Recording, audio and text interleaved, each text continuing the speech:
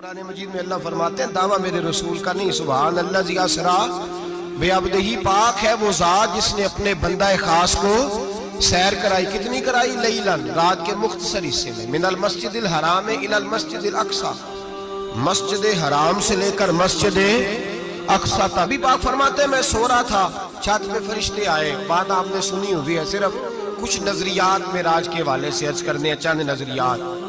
نبی پاک فرماتے ہیں حضرت جبریل نے چھت کے اوپر سے انہوں نے تھوڑا سا حصہ کھولا، چھت پھاڑی۔ ہمارے نا دیہاتوں میں لکڑی کی جو چھت ہوتی تھی نا،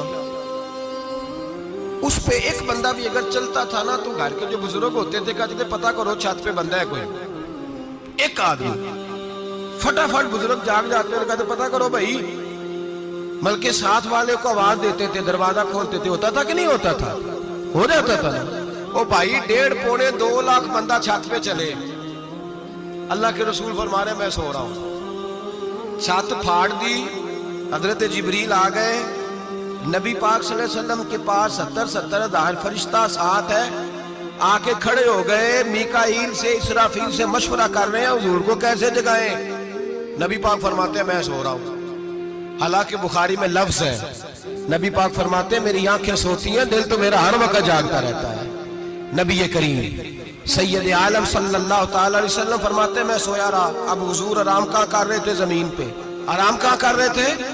حضور علیہ السلام زمین پہ آرام کر رہے تھے، جناب جبریل جھکے، کتنا جھکے کہ حضور کے قدم ہی چوم لیے۔ فرمایا رسول کریم صلی اللہ تعالی علیہ وسلم کے لیے جبریل جھکے تو پیروں تک، اور نبی پاک علیہ السلام کے قدم چومے حضرت جبریل نے۔ حضور جاگے، اٹھایا نبی کریم کو اور کہا یا رسول اللہ، رب آپ کی ملاقات کا شوق رکھتا ہے، اللہ آپ کی ملاقات کا شوق رکھتا ہے۔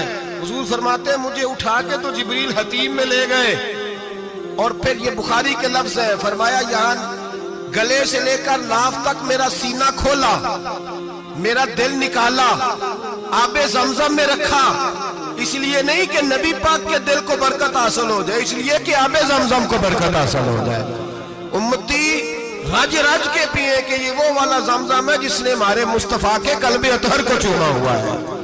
نبی پاک صلی اللہ علیہ وسلم فرماتے ہیں میرے سامنے کھولا اور میں دیکھتا بھی رہا، دل کھل گیا، سینہ کھل گیا اور میں دیکھتا بھی رہا، اور نبی پاک فرماتے ہیں خون بھی نہیں نکلا، اس لیے کہ حضور کی حقیقت نور ہے، نبی پاک کی حقیقت نور ہے۔ ورنہ بشر کے حضور اگر صرف بشر ہوتے تو کٹ بھی لگے تو خون نکل آتا ہے۔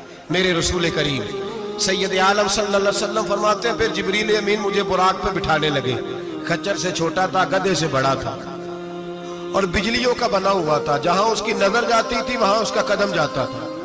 نبی کریم فرماتے ہیں مجھے بٹھانے لگے تو میں رک گیا، میں نے کہا میں نہیں بیٹھتا۔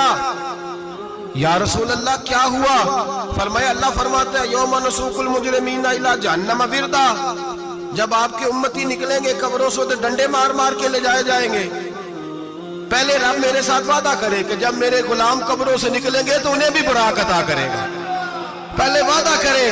حضرت جبریل کہتے ہیں میں وہیں کھڑا تھا، رب کریم نے کہا چل وعدہ کر لے، یوم نحشر المتقین الی الرحمن وفدا، محبوب جب تیرے فرما بردار قبروں سے نکلیں گے تو میں سب کو براق عطا کر دوں گا، سب کو براق دے دوں گا۔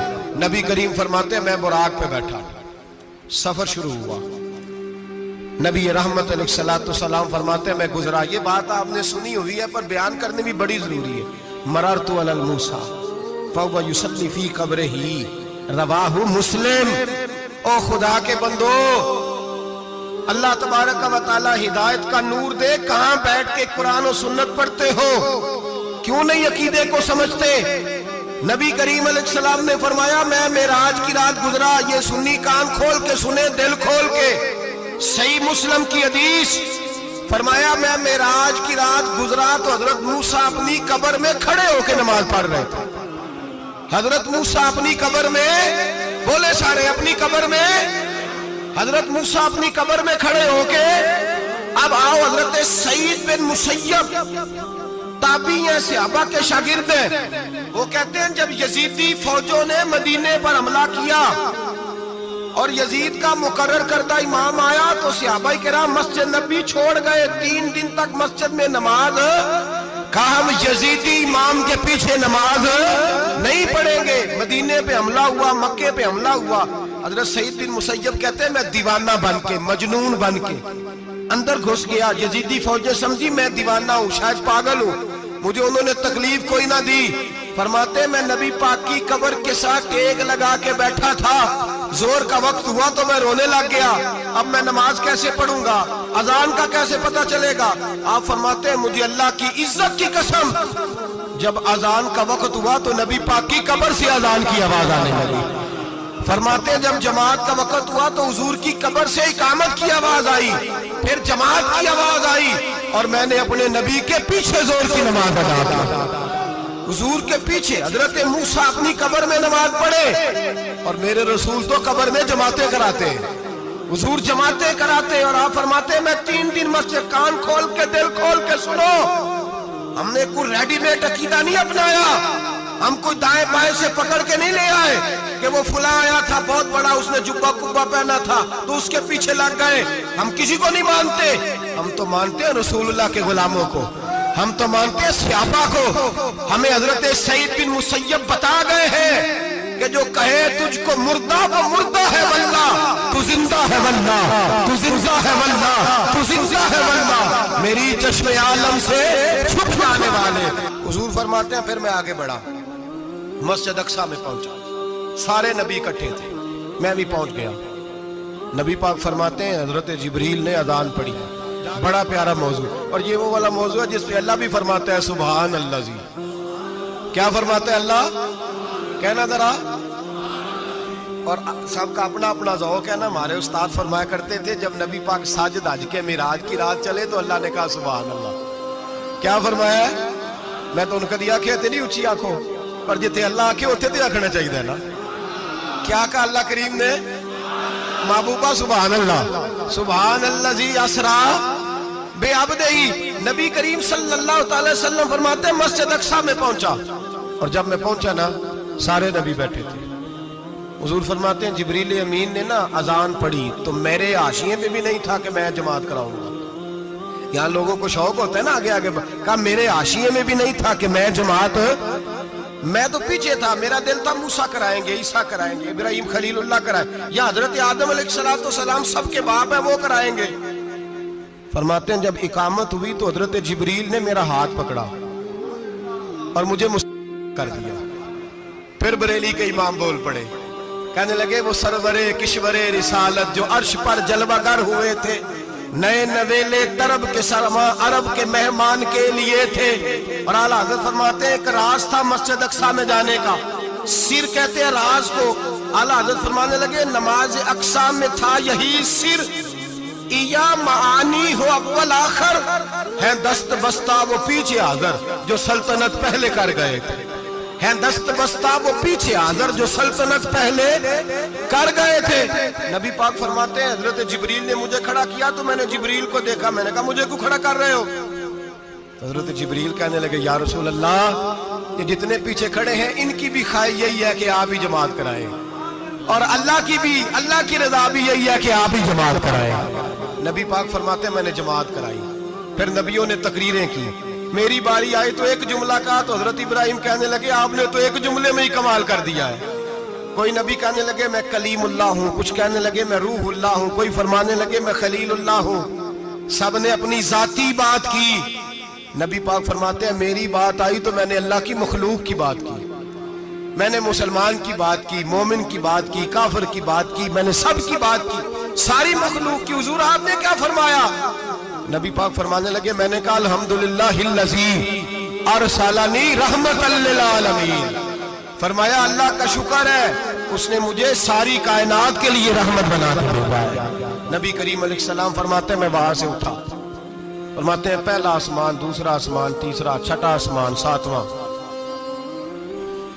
آسمان پہ بیت المعمور ہے، مومنوں کا کعبہ بیت اللہ زمین پہ، اس کے بالکل سیدھ میں 7ویں آسمان پہ بیت المعمور فرشتوں کا کعبہ ہے۔ میں وہاں گیا تو فرشتے کہنے لگے مولا اپنے حبیب سے کہہ 2 رکعتیں ہمیں بھی پڑھا دے، 2 رکعتیں نبی پاک فرماتے ہیں 2 رکعتیں میں حتیم میں کعبے میں پڑھ کے گیا، پھر 2 رکعتیں مسجد اقصی میں پڑھی، پھر 2 رکعتیں میں نے بولیے 2 رکعتیں بیت المعمور میں کس کو پڑھائی؟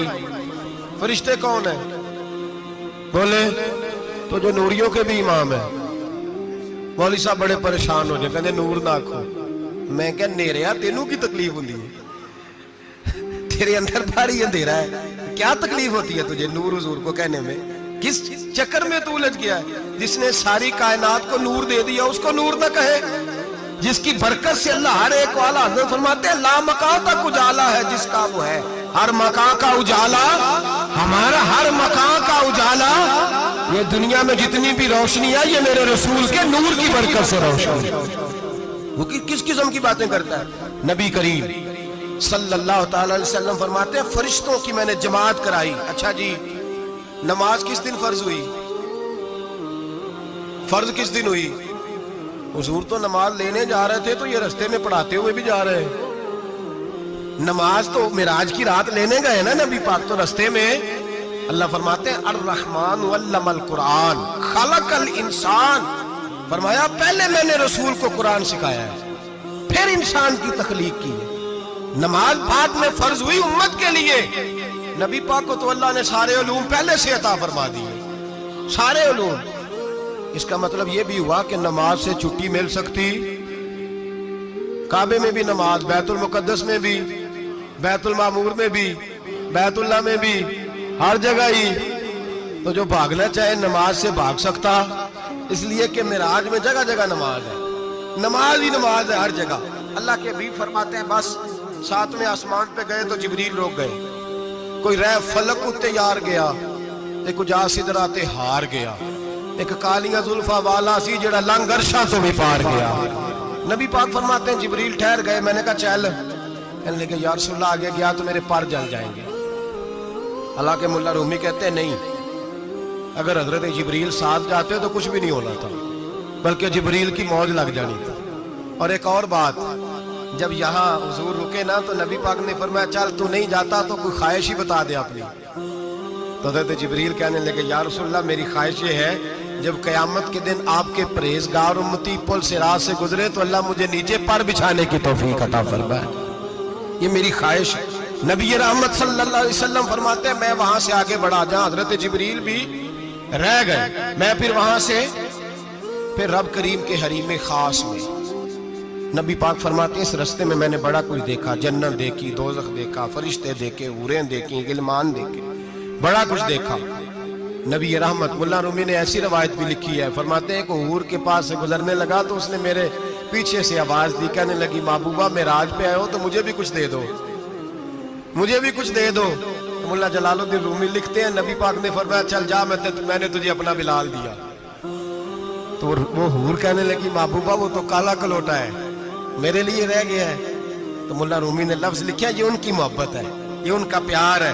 فرماتے ہیں محبوب فرمانے لگے تو کالا کہہ رہی ہے، ابھی تو میں نے اس سے پوچھا نہیں، پتہ نہیں تجھے پسند بھی کرتا ہے کہ نہیں، تجھے قبول بھی کرتا ہے کہ نہیں، ابھی تو میں نے اس سے پوچھا ہی نہیں۔ فلک اچھا ہے کمر پہ نہ ہلال اچھا ہے، تیری نظر بھی نہ ہو تو دونوں سے بلال اچھا ہے۔ نبی پاک صلی اللہ علیہ وسلم فرماتے ہیں عمر میں نے تیرا گھر بھی دیکھا ہے، ابو بکر کا دیکھا، عثمان کو دیکھا، علی کا دیکھا، فرمایا پھر تیرا بھی دیکھا، باہر حور بیٹھی تھی، مکان بڑا پیارا تھا، میرا دل کرتا تھا اندر جاؤں، پر میں نے کہا عمر ذرا جلالی ہے، اس سے پوچھ کے جانا چاہیے اس کے گھر میں، ذرا جلالی ہے۔ صحابہ کہتے ہیں فاروق اعظم چیخ مار کے روئے، کہنے لگے میں کہاں، میرے اس یہاں کی حقیقت کتنی، مجھ سے 100 لاکھ کو کافی ہے اشارہ تیرا۔ یا رسول اللہ عمر کو اگر گھر ملے گا تو آپ کی قدموں کی برکت سے ملے گا۔ یا رسول اللہ اب یہ کیا فرما رہا؟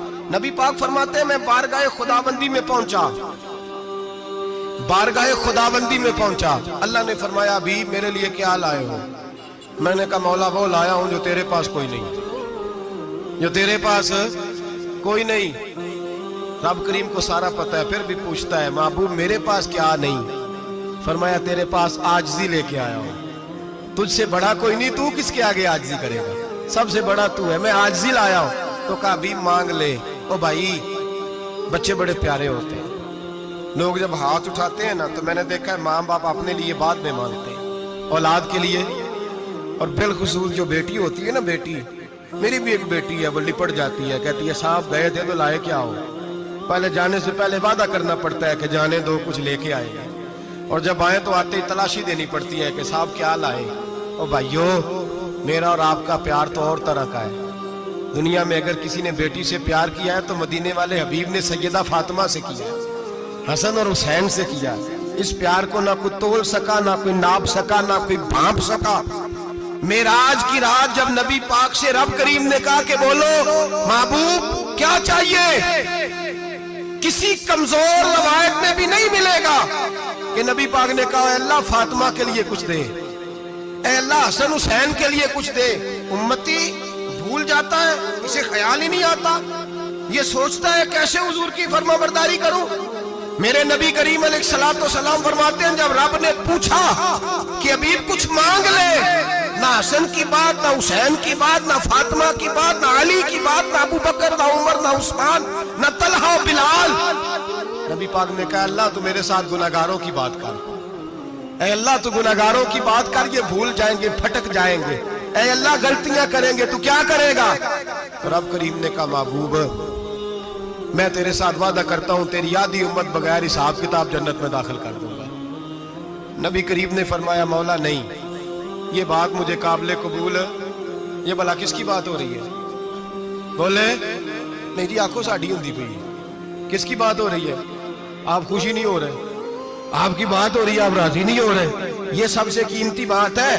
میرے آپ کے چاہنے والے قبر میں چھوڑ کے لوٹ آئیں گے، یہ والی بات کام آئے گی جو معراج کی رات ہوئی ہے، یہ بات کام آئے گی قبر میں، اس کو راضی ہو کے سنو، دل اور آنکھیں کھولو۔ میرے رسول کریم صلی اللہ تعالی علیہ وسلم فرماتے ہیں یا اللہ نہیں، یہ بات منظور نہیں، ابھی تو کیا چاہتا ہے؟ تو کہا اللہ تو مجھے سفارش کا حق عطا کر، تو مجھے اجازت دے، میں کہتا جاؤں تو معاف کرتے جانا۔ آدھی والی بات قابل قبول، حضور کہہ سکتے تھے نا چلو آدھی بخشی گئی بھئی آدھی اچھے عمل کرے، فرمایا نہیں مجھے حق شفاعت دے۔ نبی پاک فرماتے ہیں میرے رب نے مجھے سفارش کا حق دیا ہے، میں قیامت میں سفارش کرتا جاؤں گا، اللہ میری امت کو جنت عطا کرتا جائے۔